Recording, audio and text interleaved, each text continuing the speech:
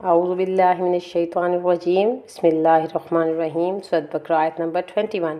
آیت نمبر 21 سے اب تیسرے رکوع کا افتتاح ہو رہی ہے، اور تیسرے رکوع میں ہم دیکھتے ہیں قرآن پاک کی مکمل دعوت کا خلاصہ موجود ہے۔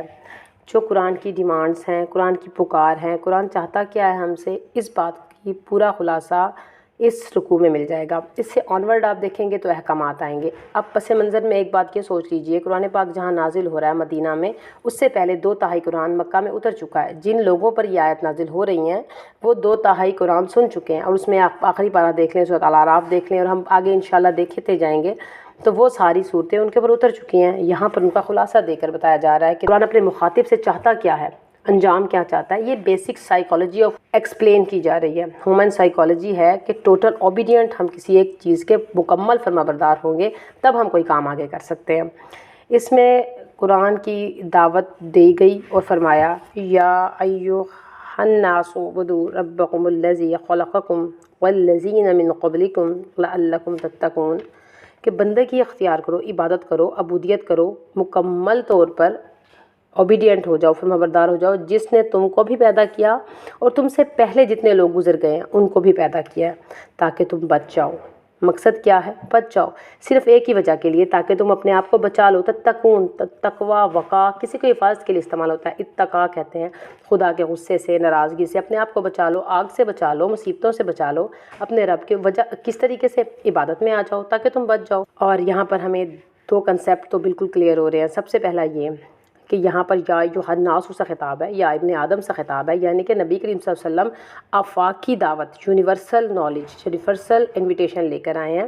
اور فرق یہ کیا ہے ہمارے نبی آخر الزمان محمد صلی اللہ علیہ وسلم اور دوسرے انبیاء میں؟ یہی فرق ہے کہ دوسرے نبی کی جو کتابیں تھیں ان میں کہا جاتا تھا یا قومی، اے میری قوم، اعبدوا اللہ، اپنے رب کی عبادت کرو، لیکن یہاں پر نبی کریم صلی اللہ علیہ وسلم کی جو کتاب ہے اس میں خطاب پوری دنیا سے ہے، اور عربی اللہ تعالیٰ کو پتہ تھا اس وقت صرف مسلم نہیں سن رہے بلکہ یہود بھی سن رہے ہیں، نصارہ بھی سن رہے ہیں، اور اس کے بعد کی جنریشنز بھی سنیں گی۔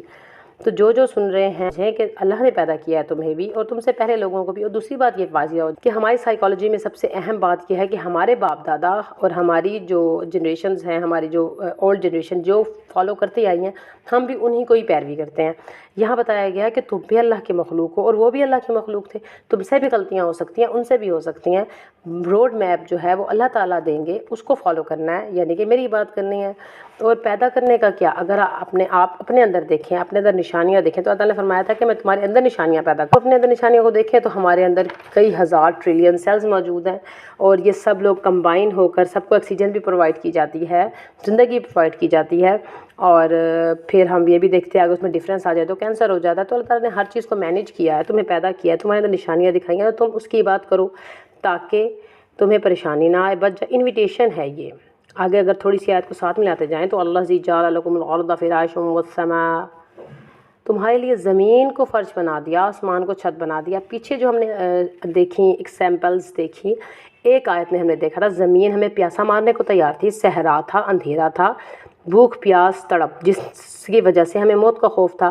یہاں اللہ تعالیٰ بتا رہے ہیں کہ وہ زمین اللہ نے ہی پیدا کیا۔ اور دوسری مثال میں کیا تھا کہ آسمان گرج برس رہا تھا، خوف زدہ کر رہا تھا، چلا رہا تھا، اور ہم اپنی موت کے ڈر سے گھبرا رہے تھے۔ تو اللہ تعالیٰ فرما رہے ہیں کہ وہی آسمان بھی میں نے بنایا ہے، تم جہاں سے مرضی کھاؤ، مان تو لو میری بات۔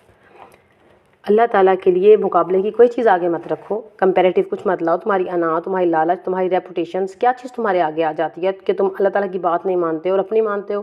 تمہیں اچھی طرح سے جانتے ہو کہ تم کر پانے۔ اگلی جو آیت ہم دیکھیں گے انشاءاللہ، اس کے اندر اس بات کو ایکسپلین کرنے کے لیے انشاءاللہ میں سائنٹیفک سورس سے پروف لاؤں گی تاکہ آپ کو اندازہ ہو کہ انسان جو مخلوق پیدا کی گئی ہے اسے نہیں پتہ کہ وہ کیسے پیدا۔ اللہ تعالیٰ نے اتنا کمپلیکس، اتنا مشکل اسٹرکچر بنا کر آپ کو دے دیا، تو آپ کیسے اللہ تعالیٰ کی پیروی نہیں کرو گے؟ کیسے ہم کہہ سکتے ہیں سب کچھ خود بخود بن گیا؟ ٹھیک ہے، تو یہ اس سے پہلے ہم نے general group kinds of peoples پڑھے تھے۔ اب یہاں پر ہم نے دیکھا کہ دعوت دی اللہ تعالیٰ نے، اور اگلی رکوع میں ہم دیکھیں گے، 4تھ رکوع میں ہمیں احکامات دیے جائیں گے۔